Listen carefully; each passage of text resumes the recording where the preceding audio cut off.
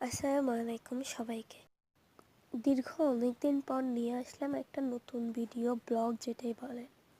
ঘরের দুই পাশে দুইটা কাটা মুকুট লাগাই দিছি, আর হচ্ছে আমাদের আম গাছে আমের মুকুল আসছে।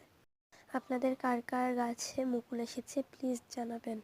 এতটুকু অ্যালোভেরা গাছে খুবই খুবই সুন্দর হচ্ছে অ্যালোভেরার চারা বের হচ্ছে।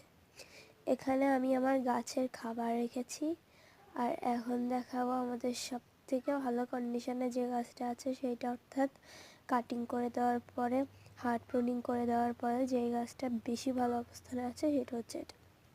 আর এটা হচ্ছে আমার গোলাপ গাছের গোড়া দিয়ে অনেকগুলো চারা বের হয়েছে, বাট কি এসের চারা সেটাই জানি না, হয়তো গাধার চারা, কারণ কয়েকদিন আগে এখানে মুকুল ফেলছি, অর্থাৎ ফুল ফেলছি আর কি।